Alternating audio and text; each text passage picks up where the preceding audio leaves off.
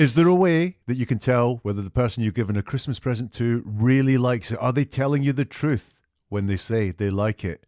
There is, and that's the subject of this video from Never a Truer Word, where we look at the words that people choose to use to see if they're telling the truth, the whole truth, and nothing but the truth. And this is a Christmas gift to you, this video. It's how to tell what others truly think of the Christmas presents that you've gave them.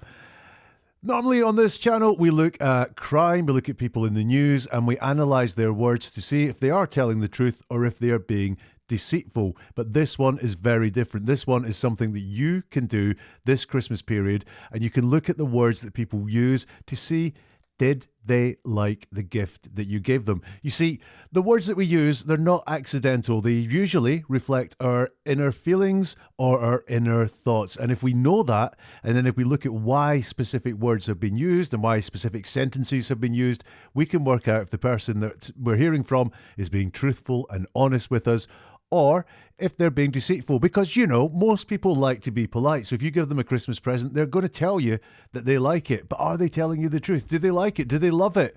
Or do they just think it's all right? Or do they really hate it? That's what you're going to learn to find out in this video. Warning, this video has the power to ruin Christmas for you, especially if you're not good at getting presents. So please, put a smile on your face and treat it lightly.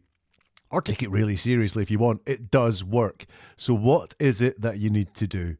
Really simple. First thing is, ask this question. What do you think of your, and then insert the name of the present. So what do you think of your socks?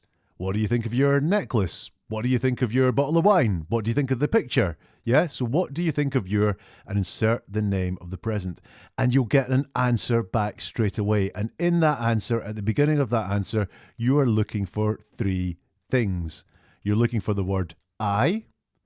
You're looking for a really simple description of thoughts or feelings. Nothing that's hard to understand or is full of loads of words that go around the houses. It's a simple description of thoughts or feelings. And a mention of the actual present. So you ask that question, what do you think of your, and then name the present, and then you look for I, a simple description of thoughts or feelings, and a mention of the actual present. And then you analyze the answer. So these are top of the tree answers. These are people who are probably being truthful and being honest about how they feel about the present. Something like, I love the jumper. I really like the ring. I can't wait to try those chocolates. I think the watch is perfect. Break it down. They all contain the word I. We don't use the word I lightly. We attach ourselves to whatever it is we're saying when we say I really love the jumper. That's me personally talking. So the word I shows commitment to what is being said. Ownership of what is being said as well. What else? There's that really simple description of how they feel or how they think. Love, really like, can't wait to try, is perfect. You understand what they mean straight away. You get them. There's not loads of words in them. They're really simple, really straightforward, really crisp. So these are top of the tree answers. And the last thing you're looking for is a mention of what the present is. The jumper, the ring, those chocolates, the watch. So if you get all of those things, the I, the really simple description, and a mention of the present, the person is being honest with you. They're telling you how they feel about the present. There is one thing above the top of the tree, and that is the star at the top of the tree. These are even better answers you can get. Can you spot why? I love my necklace.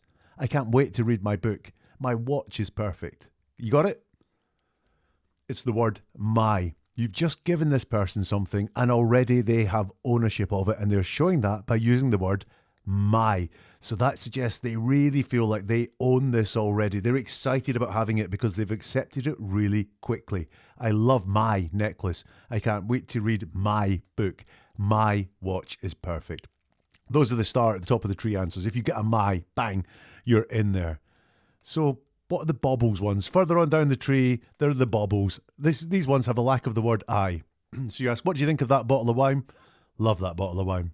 There's no I there. There's no personal commitment. There's no ownership of that answer. Same with these chocolates are great. What a great jumper. So already, these could be truthful, but they're not owning the answer. So you got some doubt in there. They're maybe not as passionate as it is that they'd like you to think about it. So that's a lack of I. What if the present isn't mentioned? Just look at that. What do you think of your socks? Love them. What do you think of that computer? Love it. I really like this. I can't wait to try them. You can see there, if they don't mention the present, it's much less passionate. There really is no connection between them and the present that they're talking about. Love them. Love it. I really like this. I can't wait to try them. These suggest that the person is a little bit unenthusiastic about the present that you have given them. But they're not the worst answers. Oh no, there is more to come. Trunk of the tree answers, ones where they're trying too hard. Remember I said you're looking for a simple and straightforward explanation of what they think about the present or how they feel? Well, these ones are a little bit less straightforward. Honestly, they're amazing. These are completely and utterly brilliant. Obviously, it's lovely. And these are without doubt some of the most tastiest looking chocolates I've seen all day. Totally love them. Why are these not straightforward? Well, the first one, honestly. Why are they telling you that they're being honest? Do they think the spotlight's on them and they're going to have to tell a lie and they want to make it really convincing? So, what's one way of making a lie convincing? Our brains think, I'll tell you I'm being honest. Normally when people say honestly something or to tell the truth or something like that, there's probably not a lot of truth going on in there. The next one, trying too hard. They could just say these are brilliant, but no, they have to try even harder to make sure you really think they believe it's brilliant. It's completely and utterly brilliant. It's not just brilliant, it's completely and utterly brilliant. It's trying too hard. Obviously, it's lovely. Well, is it obvious? That's why I'm asking you what you think of it, because it's not obvious to me. I'd like to know. So why are you telling me it's obvious? Obviously is convincing you of what they think. Again, they are trying too hard to persuade you or convince you of their point of view. They probably don't think it's lovely. And that last one is just, that is all trying too hard. It's without doubt some of the most tastiest looking chocolates I've seen all day. Totally love them. They could have just said, I totally love them, or I love them. But no, they've gone round the houses. They've thrown in loads of words that don't need to be there to convince and persuade you how they feel. They probably don't really like those chocolates. Bonus marks if you spotted that they are only some of the tastiest looking chocolates. So not the most tastiest looking chocolates, just some of the most tastiest looking chocolates. And I've seen all day. Not I've ever seen, or I've seen in my life, or just I've seen all day. If you get something like that, they didn't like the chocolates. But that's not the worst answers you can get. There are the pine needles on the floor answers. The worst kind of answer you can get to your question when you say, what did you think of your present? You get a question in return, not an answer. Like, how did you get the idea? What made you go for that colour? Which shop did you get them from? Were you worried I wouldn't like it? Why are these bad? Well, if this is the answer to the question, if this is the first thing they say when you've asked that question, they answered your question. They were not prepared to give you a truthful answer to the question for some reason. Instead, they've asked a question. And why have they asked a question?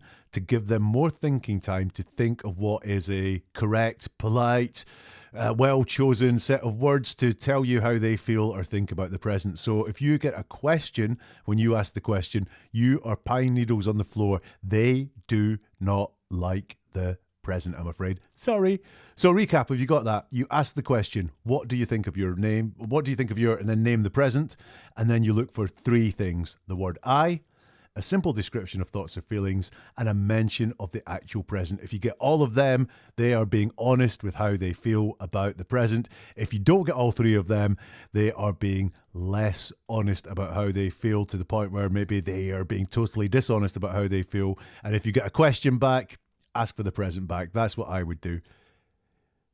That was my present to you. Your present to me could be pressing the like button if you got something from this video, if you enjoyed it.